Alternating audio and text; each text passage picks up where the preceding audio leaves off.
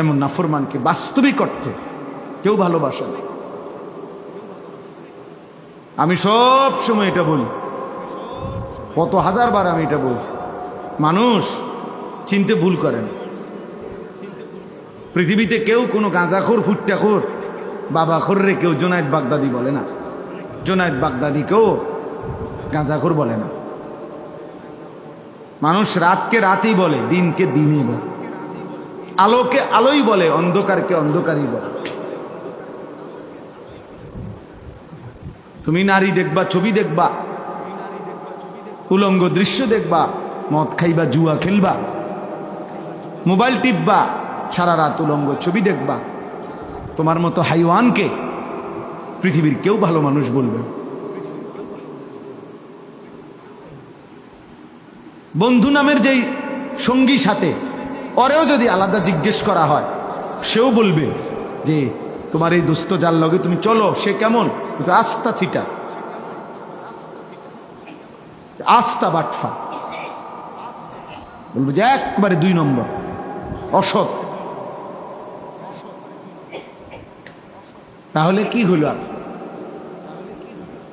এজন্য যারা অনেকবার বলছি এটা, অফিকা উয়ুবুন ওয়ালিন্নাসি আ'য়ুনুন, আরবি ভাষার একটা গুরুত্বপূর্ণ প্রবাদ।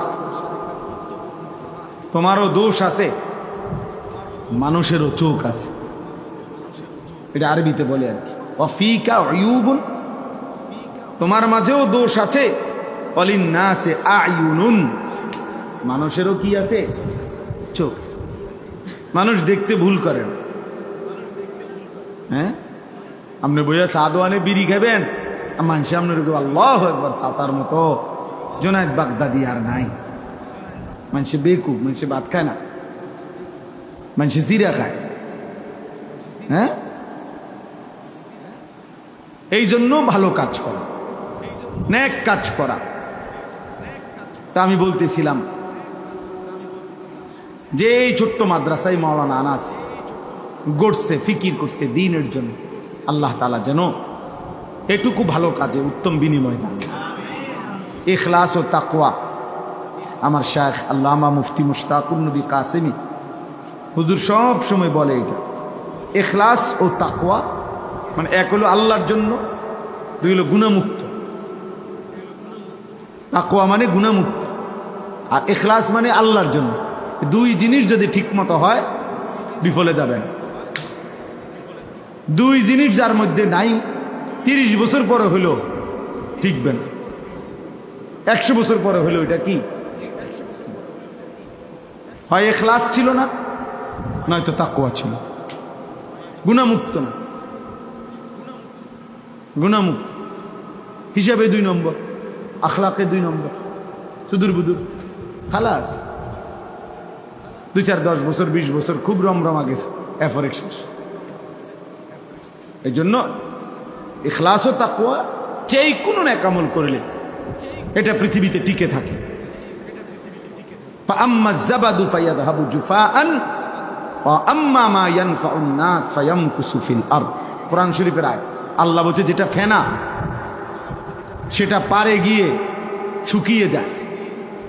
সমুদ্রের এই উথাল পাতাল ঢেউয়ের মুখে যেই ফেনা হয় সাদা, এটা বারবারই পারে আইসা বাড়ি খাইয়া শুকায় যায়, হারায় যায়, পানি থাইকে যায়। ফেনা মিলিয়ে যায়, শুকিয়ে যায়, কিন্তু যেটা উপকারী পানি সেটা থেকেই যায়। ফায়ামকুসু ফিল আরদ, ওটা জমিনে থাকে।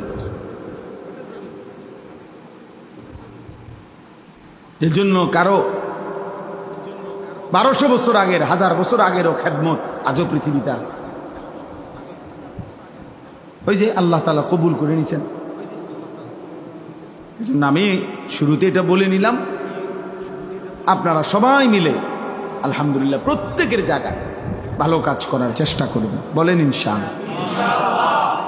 আল্লাহ তাআলা আমাদেরকে তৌফিক দান, আল্লাহ তাআলা আমাকেও তৌফিক দান। 2টা আয়াত যে পড়ছি, এবার 2 আয়াতের তর্জমা শুনুন। আমরা মুমিন, আমরা মুসলমান, যুবক ভাই তোমরাও আমরাও, আমরা প্রত্যেকেই আসলে এই বাস্তবিক অর্থে মুসলমান। এটুকু পরিচয় আমাদের প্রিয় পরিচয়, শ্রেষ্ঠ পরিচয়। মুসলিম এই পরিচয়ের চাইতে দামি কোনো পরিচয় হইতে পারে না। এর চাইতে দামি কোনো সম্পর্ক ইসলামের সাথে আমার সম্পর্ক, তার চাইতে দামি কোনো শব্দ পরিচয় হতে পারে। এই জন্য আমরা মুসলমান, আমরা মুমিন। আর যে মুসলমান, যে মুমিন, তার সব কিছু নিয়ন্ত্রিত, অর্থাৎ আনন্দ, বেদনা, আবেগ, অনুভূতি, আচরণ, উচ্চারণ, চাল চলন, লেবাস, পোশাক, চুল, চেহারা, কথাবার্তা, ভালোবাসা, বিরোধিতা, আমি পক্ষে থাকা, বিপক্ষে যাওয়া, সব কিছুই আমার বাজার, ব্যবসা, আয়, রোজগার, আমার জিন্দিগির সেকেন্ড টয়লেট, বাথরুম, পেশাব, পায়খানা, সর্বকিছুই নিয়মের অধীন। যেহেতু আমি মুসলিম, যেহেতু আমি মুমিন, এই কথা আমাদের এটা বোঝা উচিত। এই বাঁধন থেকে যে ছুটে যায়, নিয়মের অধীনে যে ছুটে যায়, এই বাঁধন থেকে বাস্তবিক অর্থে সে আর মানুষ থাকে না।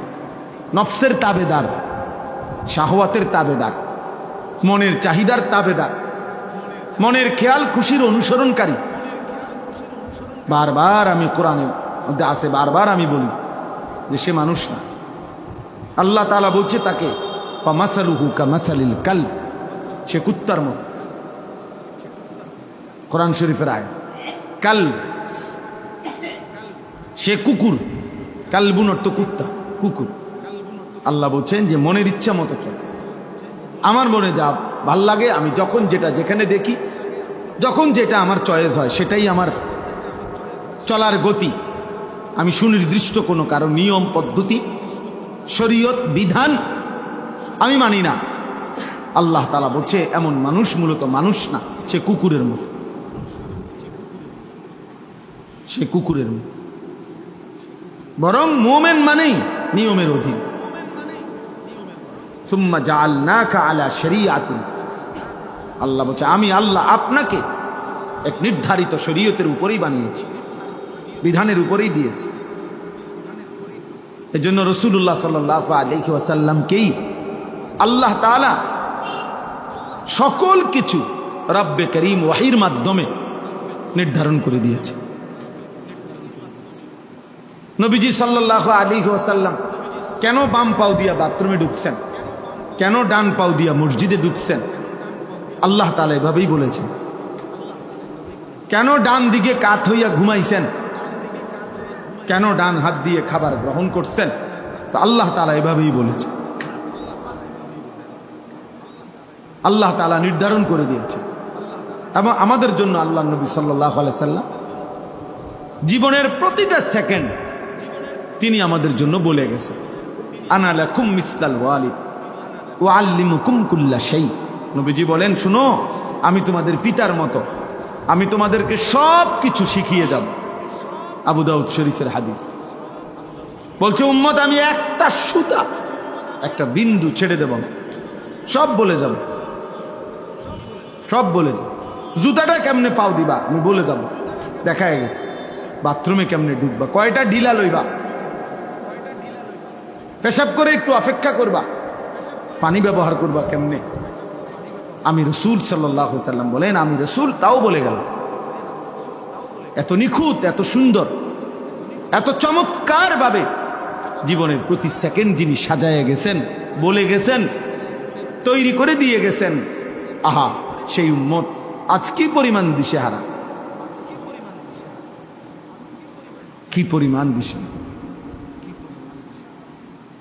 ঘরকে ঘর, বাড়িকে বাড়ি মুসলমানের কত রং, কত ঢং, কত ফ্যাশন, কত রুচি, কত পছন্দ, কত কিছু। একে একজনের ঘর পরিবার দেখলে, চাল চলন দেখলে ভিন্ন ভিন্ন। মুসলমানের 100 জন ছেলে একটি মহল্লায় একসাথে দাঁড় করাইলে 100 জনেরই ভিন্ন ভিন্ন রুচি, ভিন্ন ভিন্ন চুল, ভিন্ন ভিন্ন জামা, ভিন্ন ভিন্ন স্টাইল, ভিন্ন ভিন্ন রুচি পছন্দ। এমন হলো কেন? এমন হলো অথচ আমরা কিতাবে পড়ছি আল্লাহ নবী সাল্লাল্লাহু আলাইহি ওয়াসাল্লাম যখন সাহাবাদের সাথে বসতেন, তো নতুন কেউ যদি আসতো মদিনায় নবীজির তালাশে, নতুন দূরের থেকে কেউ, তখন সে আয়েশা জিজ্ঞেস করতে হইতো, মান মিনকুম ফিকুম মুহাম্মদ, তোমাদের মধ্যে মুহাম্মদ কোনজন? জিজ্ঞেস করত। সাহাবীরা বলে দিতেন হুয়া ফিনা মুহাম্মদ, তিনি আমাদের মধ্যে মুহাম্মদ। অর্থাৎ চুল, চেহারা, লেবাস এতটা একরকম যে চিনতে কষ্ট হইত। নতুন মানুষ। নবীজি সাল্লাল্লাহু আলাইহি সাল্লাম যখন মক্কা থেকে মদিনায় হিজরত করে আসছেন, প্রথম যেদিন মদিনায় ঢুকছেন, সেদিন আবু বকর সিদ্দিক তো নবীজি সাল্লাল্লাহু আলাইহি সাল্লামের সাথে ছিল। তো এই দুইজনে দুইটা খেজুর গাছের নিচে বসছে। তো নতুন যত লোক আসছে সাক্ষাতের জন্য, কেউ আয়েশা নবীজির সাথে মুসাফা করছে, কেউ আবু বকর সিদ্দিকের সাথে মুসাফা করে, আর ফেসতে গিয়ে গেছে সবাই। তো যারা নবীজিকে আগে সরাসরি দেখছে হজ্জের সময় মক্কায়, এরকম লোক হলো সর্বোচ্চ 72 থেকে 74 জন। ওই যা বায়াতে আকাবার সময় যা, বাকিরা তো দেখে নাই। তো আইসে তো এখন হাজার হাজার লোক, বাচ্চা কাচ্চা, জোয়ান, বুড়া। এখন ওই এরা সবাই একজন আরেকজনের জিগায় কোন জন। মুসাফা তো করলাম, হাত তো মিলাইছি, কিন্তু মুহাম্মদ কোন জন চিনতেছে না। কে মুহাম্মদ, কে আবু বকর বুঝতেছে না। কিতাবে আমি নিজে পড়ছি, হযরত আবু বকর সিদ্দিক রাদিয়াল্লাহু তাআলা এটা বুঝতে পারছে যে লোকদের মধ্যে কানাঘুষা করতেছে বারবার। তো তিনি উঠে আল্লাহ নবী সাল্লাল্লাহু আলাইহি সাল্লামের মাথা মুবারকের মধ্যে একটা রুমাল বা কাপড় কিছু একটা দিয়ে দিছে। এইবার সবাই বুঝতে পারছে ইনি মুহাম্মদুর রাসূলুল্লাহ। ভিন্নভাবে একটু আলাদা করে দিছে, নয়তো চিনতেছে না। আহা, আজ আমরা মুসলমান, আমরা অঘোষিতভাবে আমরা যেন রেজুলেশন করে সিদ্ধান্ত নিয়ে নিছি, আমরা মুসলমানরা, যে আমাদের জেনারেল শিক্ষিতরা হবে একরকম চলন বলন, আমাদের হুজুররা হবে আরেক রকম চলন বলন। এটা যেন আমরা আমাদের কি সিদ্ধান্ত, অঘোষিত কি সিদ্ধান্ত। আমরা নিজেরাই নিজেদের মধ্যে এই বিভাজন করে দিছি। আল্লামা তাকি উসমানী দামাত বারাকাতুহুমুল আলিয়া, পাকিস্তানের সারা পৃথিবী বিখ্যাত আলেম, উনি একটা সুন্দর কথা বলছেন যে মুসলমানের ইতিহাসে এক জামানা এমন ছিল, একই জামিয়া, একই শিক্ষা প্রতিষ্ঠান, ইউনিভার্সিটি মুসলমানদের ছিল, যেখান থেকে যিনি হাদিস পড়াইতেন মুহাদ্দিস, আর যিনি জ্যোতির্বিজ্ঞান মানে মহাকাশ গবেষণা করতেন বিজ্ঞানী, মুসলিম বিজ্ঞানী। তো একই ইউনিভার্সিটিতে যখন নামাজের ওয়াক্ত হইতো, জামিয়া একই শিক্ষা প্রতিষ্ঠানে, তো দুইজনই দুইজনের কর্মস্থল থেকে যখন বের হয়ে মসজিদের দিকে যাইতেন, উনি বলছেন আল্লাহর কসম মানুষ চিনত না যে কে মুহাদ্দিস কে বিজ্ঞানী, একরকম ছিল। লেবাসে আর পোশাকে, চুল চেহারায় একরকমই ছিল। কিন্তু আমরা বলো, আমরা ছেলেরা, এই তোমরা যে কয়জন সামনে আছো, তোমরা বলো ভাই, তোমরা কিসের উপরে ভিত্তি করে, কোন বুঝের উপরে ভিত্তি করে এমন আলাদা হয়ে গেল? হাসি দিয়ে উড়াই দিও না, ঠাট্টা মস্কারি করে উড়াই দিও না। তোমার মতো 2-4 জন অপদার্থ ইসলামের জন্য না আসলেও ইসলাম টিকবে।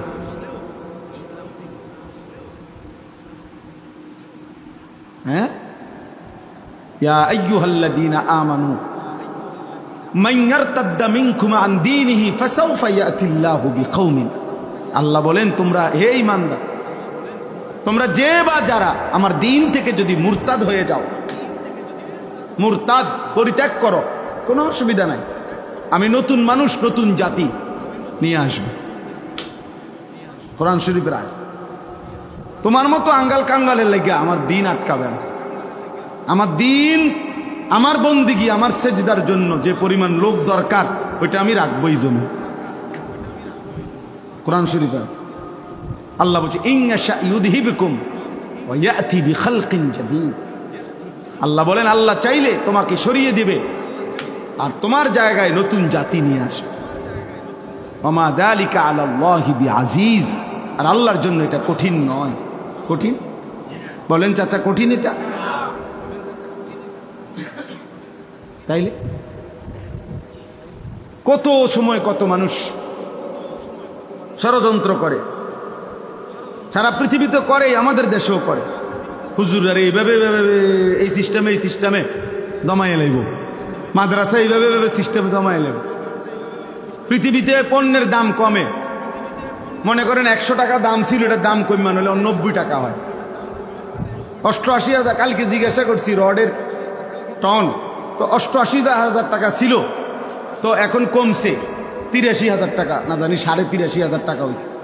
তো এটা কমে 5,000। কিন্তু একটা পণ্য দাম ছিল 2,000, এটা হয়ে গেছে 100 টাকা। এমন হয়? এমন হয়েছে পরিকল্পিতভাবে। কওমি মাদ্রাসার হুজুররা, কওমি মাদ্রাসার দিনদার তালেব এলেমের জন্য বছরের পর বছর চামড়া উঠাইতো কোরবানির সময়। এই চামড়াটা 2,200 টাকা বিক্রি করতো এক একটা। পরিকল্পিতভাবে, ইচ্ছা করে, ষড়যন্ত্র করে জালেম এবং তার দোসররা এটা সিদ্ধান্ত নিয়ে পরিকল্পিতভাবে এটারে 100 টাকা বানাইলেছে। এটার দাম হয়ে গেছে, মানে চামড়া যেন কোনো কিছুই না। এটা হালাইয়া দিত পারে, এটা হালাইয়া দাও, এটা কিচ্ছু না।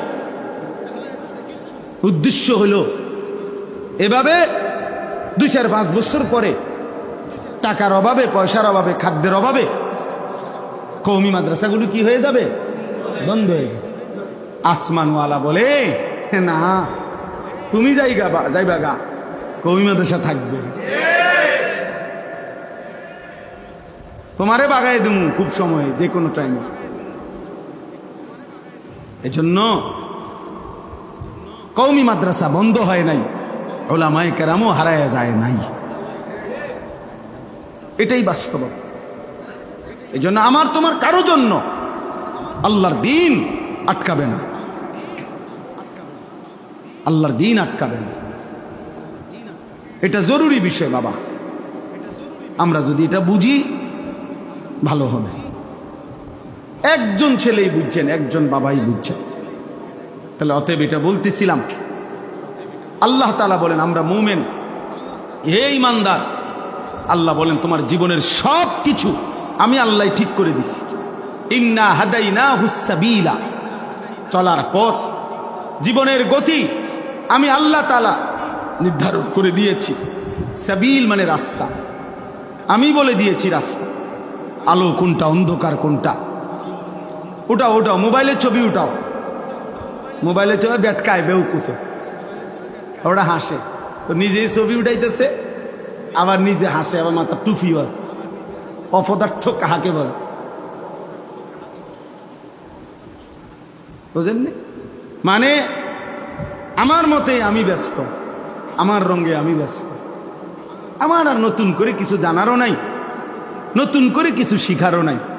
আমি যা বুঝি তাই তো, আমার বুঝে তো থুইয়ার জায়গা নাই। হুজুরের তো বুঝলাম কোন সময়। এই হলো ছেলেদের হালা। তো প্রায় এই জন্য বলি আমি যে মানে প্রত্যেক বড় মোবাইলওয়ালা, যার হাতে একটা মোবাইল আছে বড়, এই মোবাইলেরই সেইতেই একজন সাংবাদিক, এইতেই একজন বুদ্ধিজীবী। বাংলাদেশে যদি মনে করেন 5 কোটি মানুষের হাতে একটা বড় মোবাইল থাকে, 5 কোটি বুদ্ধিজীবী, 5 কোটি সাংবাদিক, এবং এই 5 কোটি মোবাইলওয়ালা দেশবাসীকে বুদ্ধি দিতে আছে, এভাবে করেন, এটা করেন, এখন এটা করা উচিত, এখন ওইটা করা উচিত। আর তোমার কি উচিত? আমার উচিত মোবাইল টিপা। বাকিদের উচিত আমি যে বুদ্ধি দেয় ওইটা করা। বুঝেন নাই কথা? বাকিরা আমার বুদ্ধিতে কাজ করবেন আর আমি শুধু মোবাইল টিপব। আফসুসের এই কয়েকদিন আগের ওই যে ওই যে নোয়াখালীতে যে প্রবাসী লোকটার 7 জন পরিবারের সদস্য যে মারা গেল, মাইক্রোটা যে পড়ে গেছে পানিতে, শুনছেন না? এটা একই পরিবারের বেচারার সব শেষ। তার আমি সাক্ষাৎকার দেখছি, আর সে আফসুস করে চোখের পানি ফেলে বলছে, কয় যে কত শত শত মানুষরা আমি চিল্লাইয়া কাঁদছি, ডাকছি, সবাই সবাই ভিডিও করে, সবাই ছবি উঠায়, কিন্তু আমারে কেউ আমার এই বাঁচাইবার জন্য কেউ বলে নাই। এটা ওই বলছে কি পরিমাণ বদনসিব এই জাতি, কি পরিমাণ বদনসিব। বেচারা কাঁদতে কাঁদতে এটা বলছে যে আমার মানুষগুলো এভাবে মারা যাইতেছে, ওরা সবাই ভিডিও করতেছে।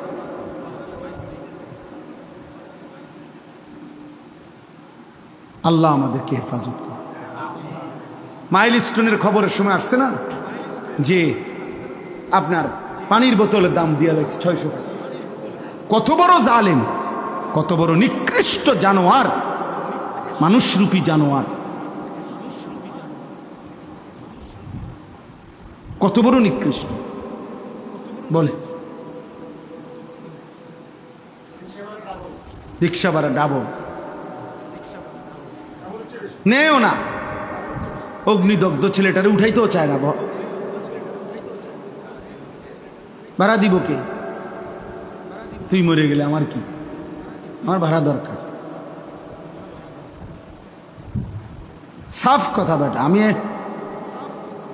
এই সিদ্ধান্ত নিয়েই বয়ান করি। কতজন আমারে বুঝায়, বলেও আমারে হুজুর আপনি যেই দমকান অন্য। আমি সিদ্ধান্ত নিয়েই বলি যে ছেড়ে দেওয়ার না, আমি দেব না। একটা ছেলে কেউ না শুনুক, একজন শুনুক, অসুবিধা নেই। আমি কেউ ভোটে দাঁড়াইতাম না, আমি জনপ্রিয়তা দিয়ে করমুখী কথা বলেন। অনেক মানুষ দিয়ে আমায় করমুখী, আমি তো ইলেকশন করতাম না। আমার কাছে অনেকে যোগাযোগ করছে, আমি বলছি না আমার এই সময় নেই, আমি আসি কামে আসি, আমি দিনই কাজ তো, হ্যাঁ আমি দিনই কাজই করি, আমি সিরা খাই না,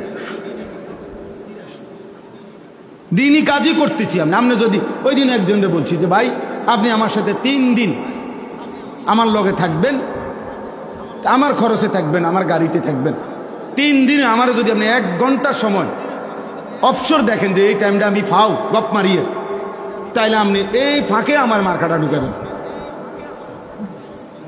হ্যাঁ হ্যাঁ, আপনি নমিনেশনটা আমার ওই সময় দিবেন, ওই ঘন্টায় দিবেন, যে এই মার্কাটা আপনি দিছি এন দিয়া, দেখছি যে আপনার হুজুর 3:30 থেকে 4টা এই টাইমটা আপনার কি আছে, অবসর আছে। আপনি কিছু সময় তো আমাকে ঘুমাইতে হবে না নাকি? এটা আমার কাজেরই তো অংশ। কিছু সময় আমাকে নাস্তা করতে হবে, এটা তো আমার কাজেরই কি অংশ। ফাও নষ্ট করতেছি বেহুদা, এইটা আপনি আমার থেকে বের করে নেন। 3 দিন না 10 জন 1 মাস থাকেন, আলহামদুলিল্লাহ। এজন্য প্রিয় ভাই, আল্লাহ তাআলা বলেন যে মোমেন হে ঈমানদার, আমি আল্লাহ তাআলা তোমাদেরকে বলে দিচ্ছি, প্রত্যেক মানুষের দিলে আগ্রহ, মহব্বত, ভালোবাসা, কোনো জিনিসের প্রতি অন্তরের টান, এটা আল্লাহ প্রদত্ত। এটা একটা ফিতরাত, সৃষ্টিগতভাবেই স্বভাবগতভাবেই মানুষ কারো না কারো প্রতি আকর্ষণ অনুভব করে, হৃদয়ের টান অনুভব করে, মহব্বত, ভালোবাসা মানুষের অন্তরে আল্লাহ প্রদত্ত। আল্লাহ তাআলা এখানে বলছেন যে হে আমার মুমিন বান্দা, ইন্নামা ওয়ালিয়ুকুম, নিশ্চয়ই তোমাদের বন্ধু, ভালোবাসার পাত্র, প্রিয়জন, তোমার হৃদয়ের ঠাঁই হবে, ভালোবাসার পাত্র হবে, তোমার বন্ধু হবে কে? 1 নম্বরে আল্লাহ।